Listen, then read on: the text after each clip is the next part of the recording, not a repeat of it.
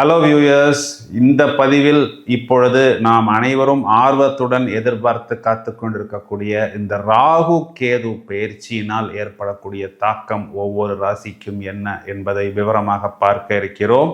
ஒவ்வொரு ராசியிலும் கிட்டத்தட்ட 18 மாதங்கள், அதாவது 1.5 வருடம் வரை இருக்கக்கூடிய இந்த ராகு மற்றும் கேது, இந்த 2 சாயா கிரகங்கள், அதாவது நிழல் கிரகங்கள், நாம் அலசி ஆராயும் பொழுது ராகுவை போல் கொடுப்பார் இல்லை, கேதுவை போல் கெடுப்பார் இல்லை என்ற ஒரு சொல்லடையை நாம் கேள்விப்பட்டிருக்கிறோம். அதாவது இந்த ஞான காரகன் கேது, போக காரகன் ராகு. அதாவது இந்த 2 கிரகங்களுக்குமே சொந்த வீடு என்பது கிடையாது. இவர்கள் எந்த வீட்டில் இருக்கிறார்களோ அந்த வீட்டின் அதிபதியை போல் செயல்படுவார்கள், எந்த நட்சத்திரத்தில் இருக்கிறார்களோ அந்த நட்சத்திர அதிபதியாக செயல்படுவார்கள். இந்த ராகு என்ற கிரகமானது பெருக்கிக் கொண்டே போவது, கேது என்ற கிரகம் சுருக்கி கொண்டே போவது. அதாவது ராகு என்ற கிரகம் சனியை போல் செயல்படும், கேது என்ற கிரகம் செவ்வாயை போல் செயல்படும். இந்த ராகு கேது 2 கிரகங்களுமே கர்மாவை பிரதிபலிக்கக்கூடிய கிரகங்கள். ராகுவாவது கொடுப்பார், கேதுவை பொறுத்தவரை எல்லாமே மாயை என்ற ஒரு ஞானத்தை மட்டுமே உணர்த்துவார். வருகிற மே மாதம் 18ஆம் தேதி இது நாள் வரை மீன ராசியில் இருக்கக்கூடிய இந்த ராகு என்ற கிரகம் கும்பத்தில் சஞ்சாரம் செய்ய இருக்கிறார். இது நாள் வரை கன்னி ராசியில் இருந்த இந்த கேது என்ற கிரகம் இனி சிம்ம ராசிக்கு மாற இருக்கிறார். இந்த ராகு என்ற கிரகம் இப்பொழுது பயிற்சியாகி மிதுனத்தில் இருந்த குருவின் 9ஆம் பார்வை என்று சொல்லக்கூடிய விசேஷமான பார்வையை பெற இருக்கிறார். இதனை ஜோதிட ரீதியாக குரு சண்டாள யோகம் என்ற சாஸ்திரங்களில் சொல்லப்படுகிறது.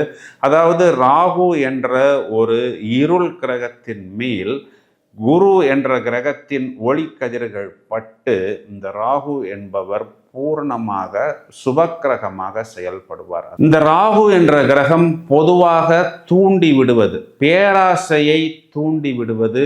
குரு ராகுவின் பார்வை, குரு ராகுவின் சேர்க்கை கோச்சாரத்தில் கும்பராசிக்கு வரும் பொழுது ஒவ்வொரு ராசிக்கும் என்ன தாக்கத்தை ஏற்படுத்த போகிறது என்பதை இப்பொழுது விரிவாக காண்போம்.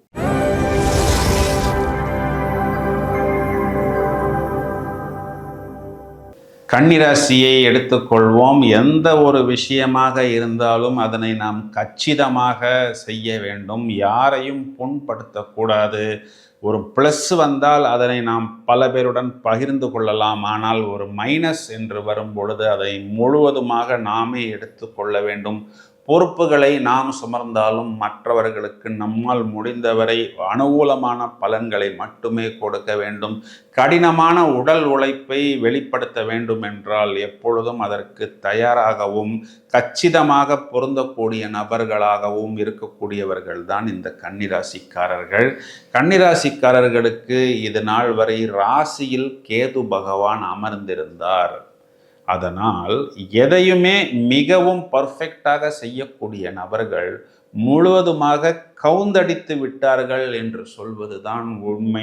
கன்னிராசிக்காரர்களுக்கு குருவின் பார்வை இப்பொழுது இருந்து கொண்டுதான் இருக்கிறது. ஓரளவுக்கு குருவின் பார்வை இவர்களுக்கு அனுகூலமான பலன்களை கொடுத்தாலும் இந்த குரு வக்கரமடைந்த பிறகு இவர்களுக்கு வரவேண்டிய சம்பத்துக்களாக இருந்தாலும் அல்லது இவர்களுக்கு வரவேண்டிய பேமெண்ட் போன்ற விஷயங்களாக இருந்தாலும் தெளிவாகவும் தீர்க்கமாகவும் வரவில்லை. இதனால் வெளியே கொடுத்த கமிட்மெண்ட்டை எங்களால் ஹானர் செய்ய முடியவில்லை என்று வருத்தத்தில் இருக்கக்கூடிய இந்த கன்னிராசிக்காரர்களுக்கு இப்பொழுது ராசிக்கு 7ஆம் இடத்தில் சனி பகவான் வந்து அமர இருக்கிறார்.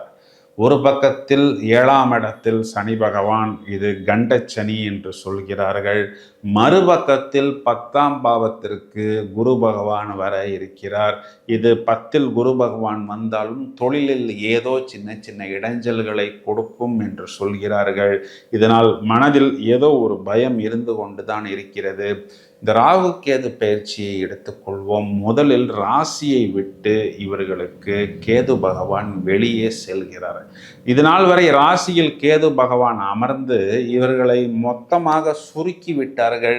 நிறைய கன்னி ராசிக்காரர்கள் எந்த ஒரு விஷயத்துக்கும் முயற்சியே எடுக்கவில்லை. என்ன நடக்கிறதோ அதுவே நடந்துட்டு போகட்டும் என்று முடங்கி விட்டார்கள். ஏதோ ஒரு விஷயத்தை பறிகொடுத்தது போல், ஒரு டிப்ரெஷனில் இருப்பது போல், ஒரு இன்ஃபீரியாரிட்டி காம்ப்ளெக்ஸில் இருப்பது போல் தான் இது நாள் வரை இருந்து கொண்டிருக்கிறார்கள். அதாவது 1-2 முறை முயற்சி செய்தார்கள். இறங்கிய பக்கம் எல்லாம் இவர்களுக்கு நஷ்டமும் அடியுமாக இருந்ததனால் எதையுமே முயற்சி செய்யாமல் ஒரு பறிகொடுத்தது போல் இருக்கிறார்கள். முதலில் இந்த கேது பகவான் இவர்களுக்கு ராசியை விட்டு வெளியே செல்வதன் மூலம் இனி பேக் டு ஸ்கொயர் ஒன் என்று சொல்வதை போல் இவர்கள் மிகவும் கலகலப்பாகவும் பரவசமாகவும் உல்லாசமாகவும் அனைத்து விஷயங்களையும் இவர்கள் புத்தி கூர்மையுடனும் புத்திசாலித்தனத்துடனும் அணுகுபவர்களாகவும் மேலும் மேலும் வெற்றிக்கு தயாராகி விடுவார்கள். 12ஆம் இடத்தில் கேது பகவான் இனி சஞ்சாரம் செய்யக்கூடிய காலகட்டங்களில் அரசாங்கம் சம்பந்தப்பட்ட விஷயங்களில் கவனமாக இருக்க வேண்டும். பித்துரு வர்க்கத்தில் இவர்கள் கவனமாக இருக்க வேண்டும். கேது பகவான் முதலில் சூரியனின் நட்சத்திரத்தில் சஞ்சாரம் செய்யும் பொழுது, பிறகு கேது பகவான் பூர நட்சத்திரம் சுக்கிரனின் நட்சத்திரத்துக்கு வரும் பொழுது இவர்களுக்கு வெளிநாட்டு தொடர்பாக இருந்தாலும் கண்டிப்பாக திடீர் லாபம், திடீர் வெற்றி என்பது ஏற்படும். கொடுத்த வாக்கை இவர்களால் காப்பாற்ற முடியும். மேலும் கேது பகவான் மக நட்சத்திரமான சொந்த நட்சத்திரத்தில் சஞ்சாரம் செய்யும் பொழுது அனைத்து விஷயங்களையும் இவர்கள் எந்தெந்த விஷயங்களில் சிக்கலில் மாட்டியிருந்தார்களோ அதிலிருந்து வெளியே வந்து விடுவார்கள். மேலோட்டமாக பார்க்கும் பொழுது கேது பகவான் ராசியை விட்டு வெளியே செல்வது இவர்களுக்கு ஒரு பெரிய ப்ளஸ். ஒரு பக்கத்தில் 10ஆம் இடத்தில் குரு, ஒரு பக்கத்தில் 7ஆம் இடத்தில் சனி. இந்த 2 விஷயங்களும் இவர்களுக்கு இடையூறு கொடுப்பது போல் இருந்தாலும் அனைத்து இடையூறுகளையும் தூள் தூளாக தவிடுபொடியாக ஆக்கக்கூடிய ஆற்றலை 6ஆம் இடத்தில் இருக்கக்கூடிய குருவின் பார்வையில் அமர்ந்த ராகு பகவான் கொடுப்பார். ஏனென்றால் 6ஆம் இடத்தை வெறும் 6ஆம் இடமாக மட்டும் எடுத்துக்கொள்ளாமல் 10ஆம் இடத்திற்கு 9ஆம் இடமாகவும் 9ஆம் இடத்திற்கு 10ஆம் இடமாகவும் எடுத்துக்கொள்ள வேண்டும். இந்த 1.5 வருட காலம் என்பது இவர்களுக்கு லைஃப்ல ஒரு பெரிய டேர்னிங் பாயிண்ட், ஒரு பெரிய ஜாக்பாட். இவர்களுக்கு நிறைய புதிய வாய்ப்புகள் என்பதும் சந்தர்ப்பங்கள் என்பதும் கண்டிப்பாக வரும். குறிப்பாக மீடியா சம்பந்தப்பட்ட துறைகளில் இருக்கிறோம், ஊடகம் சம்பந்தப்பட்ட துறைகளில் இருக்கிறோம், இயல் இசை நாடகம் போன்ற துறைகளில் இருக்கிறோம். நாங்கள் வெளிநாட்டுக்கு செல்ல வேண்டும், ஒரு நல்ல வாய்ப்புக்காக காத்திருக்கிறோம் என்று எதிர்பார்த்து காத்திருக்கக்கூடிய நபர்கள் பூரணமாக தங்களது ஆற்றலை வெளிப்படுத்துவதன் மூலம் ஏராளமான புதிய வாடிக்கையாளர்களை தங்கள் பக்கம் ஈர்க்க முடியும். இதனால் நல்ல ஒரு வெற்றியை இவர்கள் அடைய முடியும். குறிப்பாக ராகு பகவான் குருவின் நட்சத்திரத்தில் முதலில் சஞ்சாரம் செய்யும் பொழுது, குரு என்பவர் இங்கு 4ஆம் வீட்டுக்கும் 7ஆம் வீட்டுக்கும் அதிபதியாக வருவதனால் இவர்களது வீடு வாகனங்கள் சம்பந்தப்பட்ட விஷயங்களில் ஒரு ஃபேஸ் லிஃப்ட், நெக்ஸ்ட் லெவல் என்று சொல்கிறோமா, அந்த அடுத்த கட்டத்திற்கு போகக்கூடிய அமைப்பை இங்கே இவர்கள் பெறுவார்கள். திருமண விஷயத்தில் காத்திருந்த நபர்களுக்கு ஒரு குட் நியூஸ் என்பது கிடைக்கும்.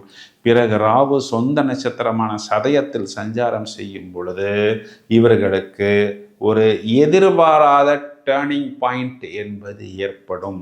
இந்த காலகட்டத்தை புத்திசாலித்தனமாக உபயோகித்துக் கொள்ளுங்கள். பிறகு ராகு என்பவர் அவிட்ட நட்சத்திரத்தில் சஞ்சாரம் செய்யும் பொழுது இவர்களுக்கு வெற்றி ஸ்தானாதிபதியின் சாரத்தில் ராகு பகவான் சஞ்சாரம் செய்ய இருப்பதனால் பூரணமாக வெற்றியை அனுபவிப்பதற்கு, அதன் மூலம் தங்களது ஆற்றலை மேலும் விரிவாக்கம் செய்து கொள்வதற்கு, ஏராளமான புதிய வாடிக்கையாளர்களை தங்கள் பக்கம் ஈர்ப்பதற்கு இவர்களை விட திறமை அல்லது படித்தவர்கள் அதிகம் இவர்களுக்கு எதிர்ப்புறத்தில் நின்றாலும் வெற்றி என்பது இவர்களுக்கு வரும்.